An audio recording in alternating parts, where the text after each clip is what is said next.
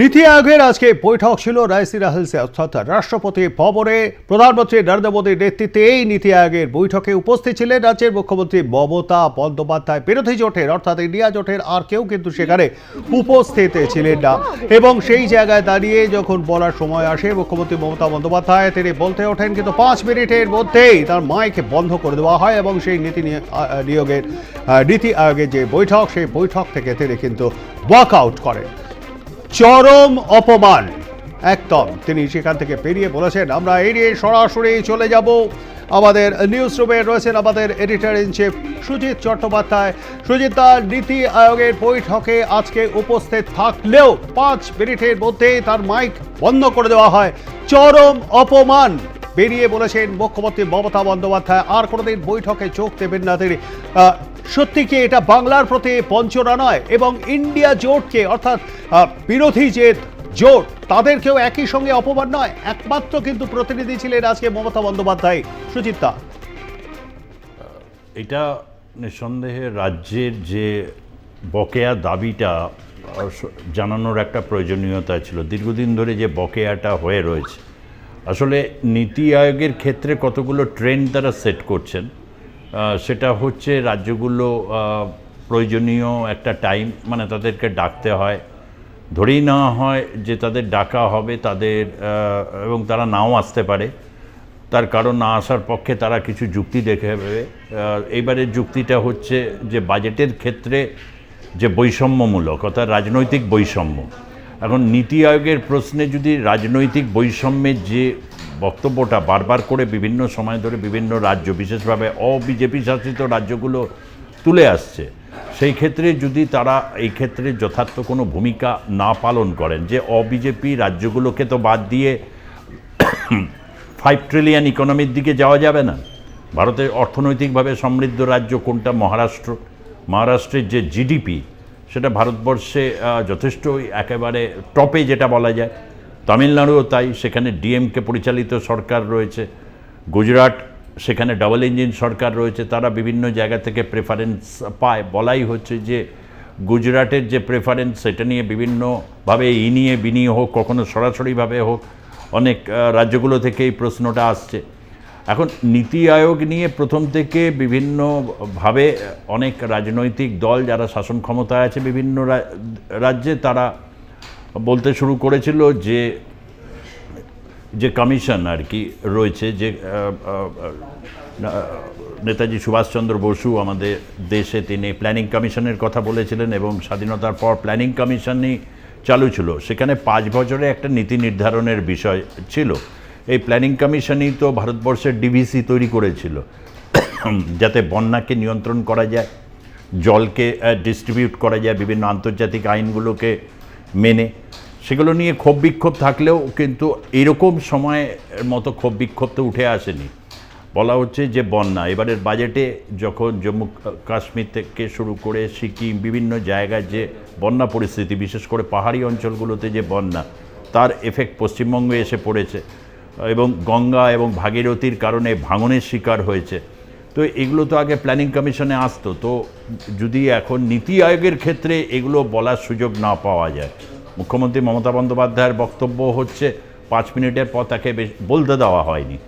100 দিনের কাজের প্রসঙ্গ তিনি নিয়ে এসেছিলেন, বকেয়া বেতন যেটা 100 দিনের কাজের ক্ষেত্রে, এই সময়ে তার মাইক বন্ধ করে দেওয়া হয়। অর্থাৎ তাদের কতকগুলো যদি প্রেসক্রাইবড ফর্ম অনুযায়ী বলতে পারা যায়, এখন বলা হবে যে প্রস অ্যান্ড কনস আছে, মিটিংয়ে এগুলো বলা যায় না। আমি রাহুল সিনহার বক্তব্য শুনছিলাম, পূর্বতন সাবেক সভাপতি ভারতীয় জনতা পার্টি পশ্চিমবঙ্গের, তিনি বলছেন যে এগুলো স্ক্রিপ্টেড, অর্থাৎ বাকিরা আসবে না, একজন আসবে, এসে পুরো হইহট্টগোল করে পুরো ব্যাপারটাকে বেরিয়ে যাবে। এবং তারপরে যে মমতা বন্দ্যোপাধ্যায় যে স্টেটমেন্ট দিয়েছেন নীতি আয়োগের ক্ষেত্রে, এই স্টেটমেন্টটাকে অতটা গুরুত্বের সাথে আমি ধরছি না যে ভবিষ্যতে তিনি অ্যাটেন্ড করবেন না। কেননা যদি এরকম পরিস্থিতি হয় যে তিনি যে বক্তব্যটা রাখবেন রাজ্যের সাপেক্ষে, কেননা তিনি মুখ্যমন্ত্রী বলেছেন যে রাজস্ব বিষয়ক বিষয়টাকে তিনি তুলে ধরতে চেয়েছিলেন। এখন রাজস্ব বিষয়ক বিষয়টাকে যদি তুলে ধরা না যায়, তাহলে নীতি আয়োগ কিসের জন্য? স্বাভাবিক এই প্রশ্ন তো আসবেই যে অতীতের প্ল্যানিং কমিশন, আজকের নীতি আয়োগ, তাহলে কি নীতি আয়োগ কতগুলো সিদ্ধান্ত নিয়েছে যে এই সিদ্ধান্ত নিয়েছে, আপনি আপনার সেই সাপেক্ষে আপনার বক্তব্য রাখুন। তাহলে তো কন্ডিশনিং করা হয়। এই রাজ্যগুলোকে যদি কন্ডিশনিং করা হয় তাহলে কি কাঙ্ক্ষিত লক্ষ্যে পৌঁছে যাওয়া যাবে? হয়তো যাওয়া যাবে, ভারতীয় জনতা পার্টি সরকার তাই মনে করছেন, কিন্তু বিরোধীরা এটা মনে করছেন না। তার কারণ আমি আগেই যে উদাহরণ দিয়েছি, মহারাষ্ট্র, তামিলনাড়ু, তাদের জিডিপি গ্রোথ যথেষ্ট ভালো। পশ্চিমবঙ্গের ক্ষেত্রেও একেবারে যে নক্কারজনক পরিস্থিতি হয়ে রয়েছে তা তো নয়, স্ট্যাটিস্টিক্স তা বলছে। এখন এই স্ট্যাটিস্টিক্যাল ডেটাগুলোকে যদি গ্রাহ্য না রাখা হয় তাহলে যেটা কেন্দ্র রাজ্য সম্পর্কের ক্ষেত্রে কোনো সুষ্ঠু সমাধানের কোনো দিক এই মুহূর্তে দেখা যাবে না, এবং সেটা নিয়ে একটা রাজনীতি হবে এবং রাজনীতি চলতেই থাকবে। এই বিষয়টা অত্যন্ত গুরুত্বপূর্ণ, কেননা চ্যালেঞ্জটা নিয়েছেন নরেন্দ্র মোদী 5 ট্রিলিয়ন ইকোনমির ক্ষেত্রে। সুতরাং 5 ট্রিলিয়ন ইকোনমিতে পৌঁছতে গেলে নীতি আয়োগের ক্ষেত্রে রাজ্যগুলোকে যথেষ্ট কনফিডেন্সে নিতে হবে। অন্য রাজ্য যখন যোগদান করেননি, অর্থাৎ অবিজেপি শাসিত রাজ্যগুলো যোগদান করেননি যখন, তখন এটা ধরেই নিতে হবে যে কনফিডেন্সে নিতে পারেননি। সেই ক্ষেত্রে মমতা বন্দ্যোপাধ্যায় তিনি এগিয়ে গিয়ে যোগদান করেছিলেন, এবং হচ্ছে হেমন্ত সোরেন ঝাড়খণ্ডের ক্ষেত্রে, এই দুটো রাজ্যের ক্ষেত্রে বন্যা, এই দুটোর ক্ষেত্রে রাজস্ব সংক্রান্ত যে বিবাদ, এই বিবাদগুলো কিন্তু যথেষ্ট পরিমাণে হয়ে রয়েছে। সুতরাং এই ক্ষেত্রে ভারতীয় জনতা পার্টি যে সরকার তৃতীয় দফায় এসছে, প্রথম দফাতে কিন্তু তারা সেরকম উদাহরণ রাখতে পারলো না যে অন্যান্য রাজ্যগুলো যোগদান করেছেন, এবং মমতা বন্দ্যোপাধ্যায় তিনি সাফ জানিয়ে দিয়েছেন আগামী সময় তিনি যোগদান করবেন না। তার কারণ হচ্ছে যোগদানের কোনো মানে নেই, সেখানে তাদের বক্তব্যও শোনা হবে না। এরকম একটা পরিস্থিতিতে আমি আবারও বলবো যে এটা নীতি আয়োগের ক্ষেত্রে তৃতীয় দফা নরেন্দ্র মোদী সরকারের সময় এটা একটা ভালো দৃষ্টান্ত হয়ে থাকলো না। একদমই। ধন্যবাদ আমাদের সঙ্গে থাকবার জন্য। কথা বলছিলাম নিউজরুমে উপস্থিত আমাদের editor in chief Sujit Chattopadhyay সঙ্গে।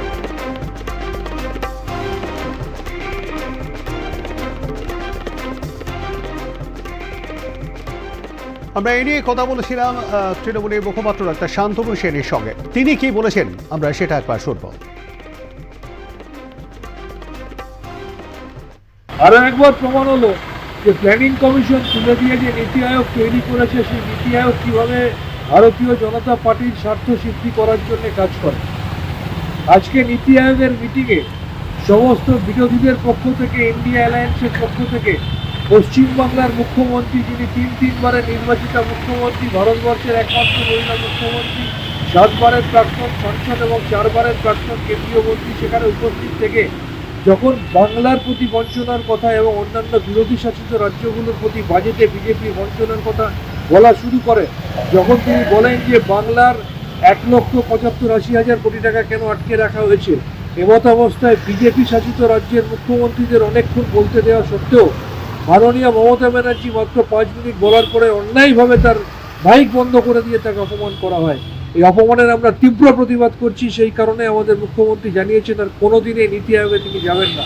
আরও একবার প্রমাণ হয়ে গেল যে ভারতীয় জনতা পার্টি কতটা বাংলা বিদ্বেষী, এবং ভারতীয় জনতা পার্টি কিভাবে বিরোধীদের কণ্ঠ রোধ করে দিতে চাইছে, কিভাবে বিরোধীদের টুটি চিপে হত্যা করতে চাইছে ভারতবর্ষের গণতন্ত্র।